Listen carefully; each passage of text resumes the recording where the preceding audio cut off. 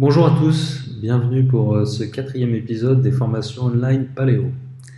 Alors on va quitter un petit peu aujourd'hui le site du festival que nous connaissons bien pour nous rendre à Paris, visiter un autre festival qui s'appelle Rock en scène, qui est un événement pour lequel j'ai eu l'occasion de faire un mandat de conseil en 2016.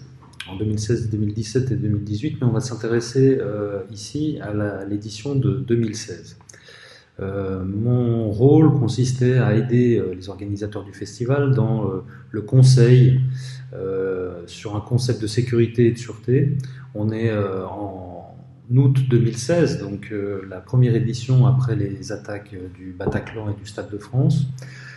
Et l'intention des organisateurs était de développer un peu plus leur structure, leur procédure autour de la sécurité et de la sûreté, en particulier de rédiger un plan interne d'urgence, donc un catalogue de procédures pour le festival, mais aussi de travailler sur la gestion de foule, notamment à l'entrée, et puis mettre en place un PCO, un poste de commandement des opérations, donc une centrale pour coordonner à la fois le fonctionnement des services et puis les procédures d'urgence. Mon rôle consistait à donc accompagner le projet, les aider, rédiger un certain nombre de documents et puis observer pendant le temps du festival la façon dont il se déroulait et de formuler à l'issue de celui-là des recommandations dans un rapport. Alors le festival Rock en scène, il se situe à l'est de Paris, dans le domaine national de Saint-Cloud. Vous voyez ici une carte. Le site du festival, il est desservi essentiellement par les transports en commun. Il y a très peu de parking et donc de festivaliers qui viennent avec leurs véhicules. On a une ligne de tram qui arrive à l'arrêt parc de Saint-Cloud et puis des lignes de métro et de bus qui permettent d'accéder depuis le centre de Paris. L'édition 2016, vous voyez ici l'affiche avec un certain nombre d'artistes, de têtes d'affiche, Iggy Pop, Massive Attack, Sum 41, Falls. Donc une programmation plutôt rock, pop, avec un public amateur de musique plutôt dans un âge entre 25 et 40 ans.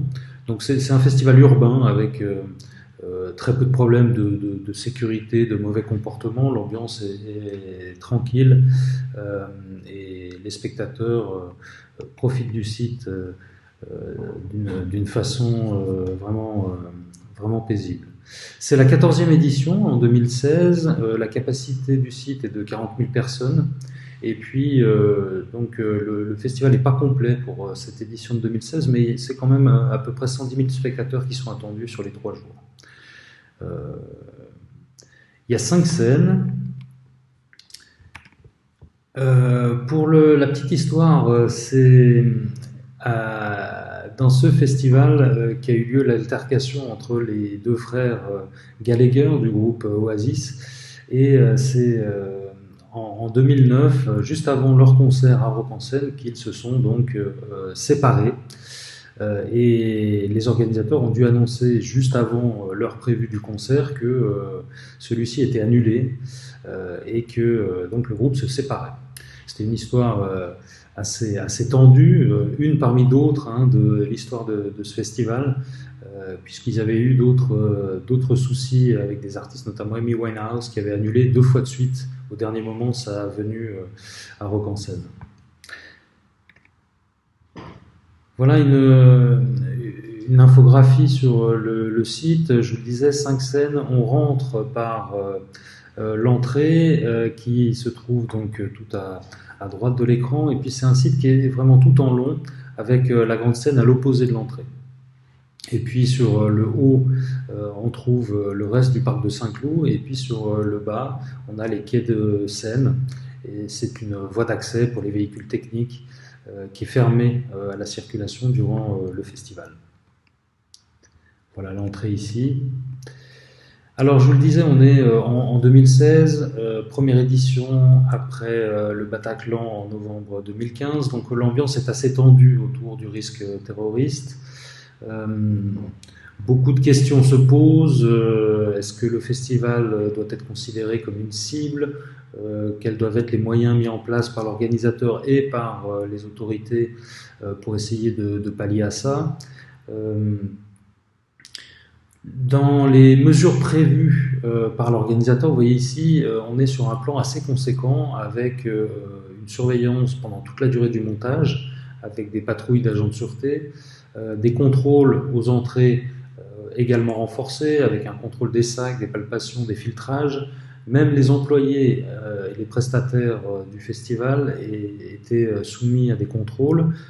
Les véhicules étaient pour certains fouillés.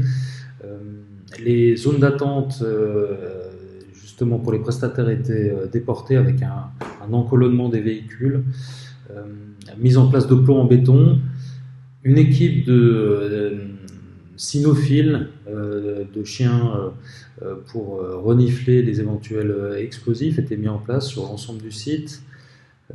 Tous les sacs devaient être étiquetés, donc les palpations également renforcées. Une amélioration aussi des titres d'accès avec la mise en place de badges avec photo et de ce qu'on appelle le criblage du personnel, c'est-à-dire l'envoi des listes de personnes qui doivent travailler auprès de la préfecture pour vérifier que ces gens-là ne sont pas connus des services de police. Et puis enfin, des outils de sécurisation du site, une vidéoprotection, un système extrêmement développé avec beaucoup de caméras, et puis des barrières ERAS sur l'ensemble du périmètre. La personne en charge de la coordination du côté des autorités, c'est le commissaire divisionnaire Gérard Deutscher, un personnage haut en couleur, un ancien de la préfecture de police de Paris, qui est désigné pour ce festival 2016 comme point de contact, coordinateur de tous les services, notamment police.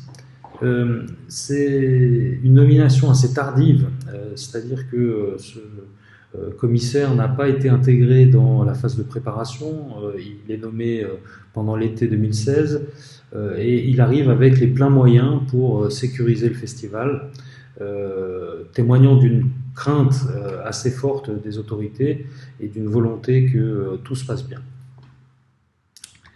Alors tout se passe bien en termes de police, ça veut dire des effectifs renforcés et des moyens également. Là, vous avez à l'écran une photo de cette voie d'accès sur les bords de Seine, donc qui était fermée à la circulation, avec des véhicules de police, avec des hommes en nombre et armés. Ici, c'est l'entrée des fournisseurs et des invités. Donc, vous dénombrez sur la photo 8 véhicules de police bien garnis. Façon de dire que la présence policière était massive, en réserve et en visibilité. Vous voyez ici, à proximité de l'entrée des spectateurs, des patrouilles, des binômes de policiers avec des armes longues. Ici, on est dans la zone qui permet d'accéder à l'espace de contrôle des festivaliers.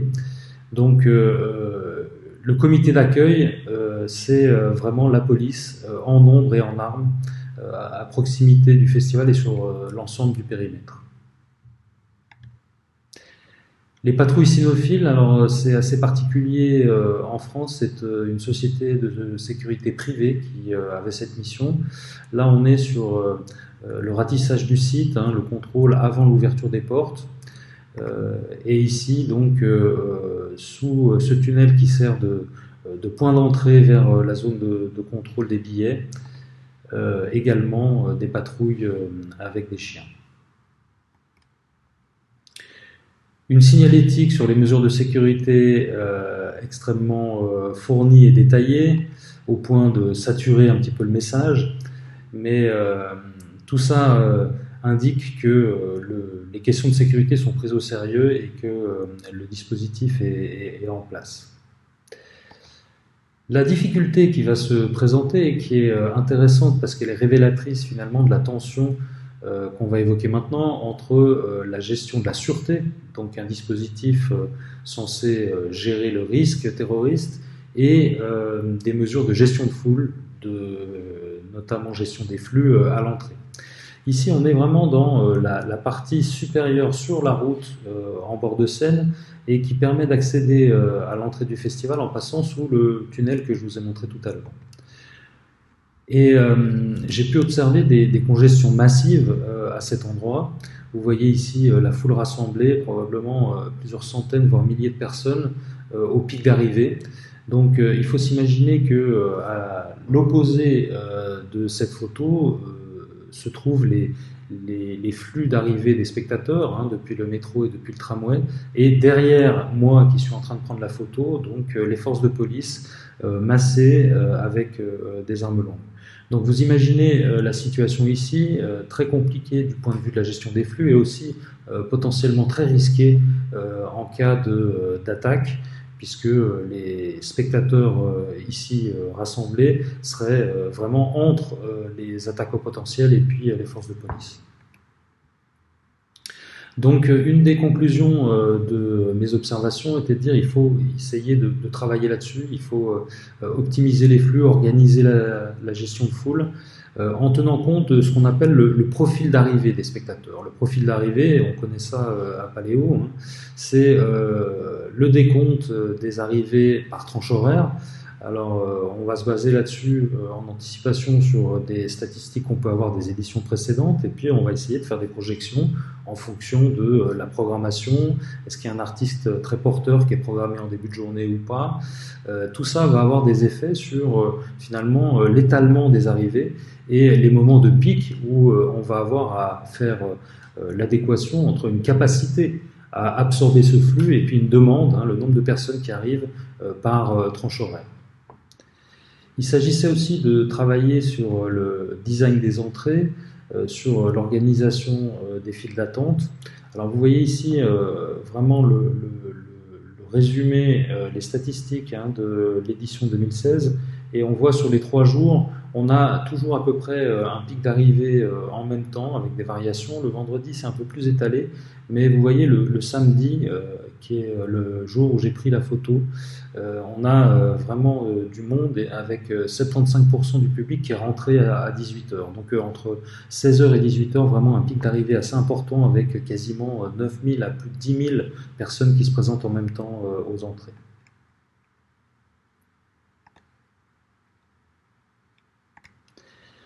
Donc on revient sur cette situation justement de pic d'arrivée. On a énormément de gens qui doivent passer au travers d'un dispositif de gestion des flux. L'ouverture et puis le point de passage est trop restreint pour absorber toutes les personnes qui se présentent en même temps. L'idée, c'était vraiment de travailler sur ce point-là, cet espace, qui est vraiment le point de convergence, comme je vous le disais, des flux qui arrivent des transports en commun. Ici, on voit en dessous la zone de contrôle des accès aux entrées, avec les contrôles de sécurité et les contrôles de billets. Ici, on ne constate pas de congestion, on est au même moment. C'est vraiment en haut, sur la partie supérieure où les gens arrivent, que se situe la congestion et donc le risque.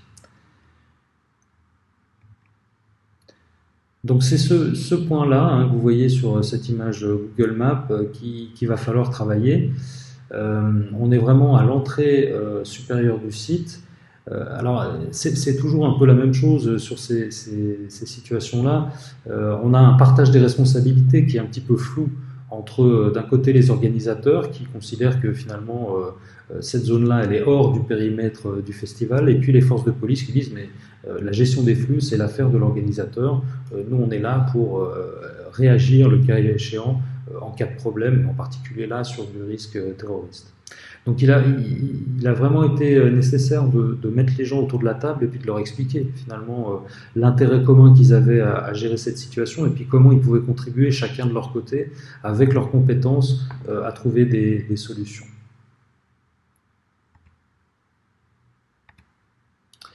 Donc de cette situation-là, on a travaillé pour améliorer la situation. En particulier en mettant en place des files d'attente. Donc vous voyez ici l'outil numéro 1 de la gestion de foule, des Vauban, mais qui permettait de créer ces files d'attente, de ne pas avoir cet amas de personnes juste au point d'accès.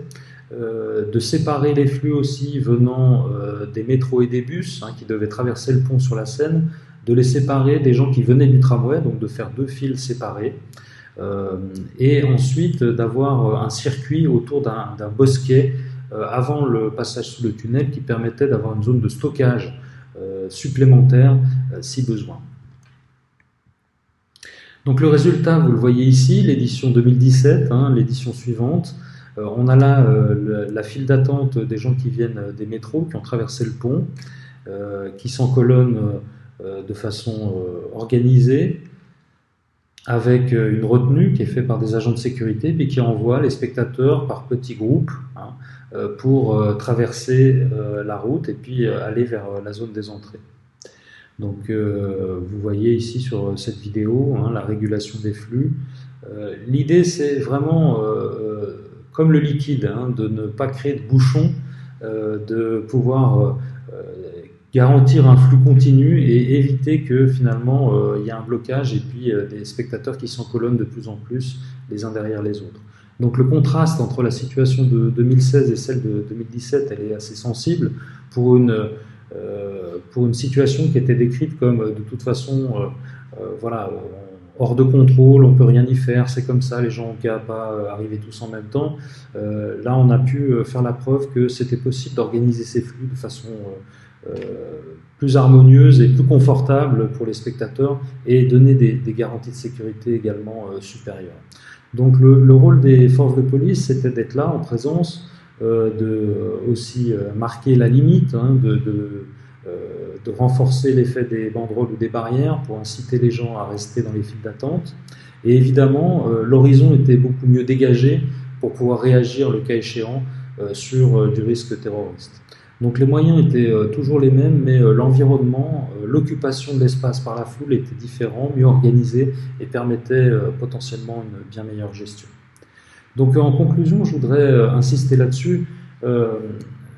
Cette tension entre les mesures antiterroristes, les mesures de sûreté, des contrôles renforcés et puis la nécessité d'avoir une fluidité dans la gestion de foule.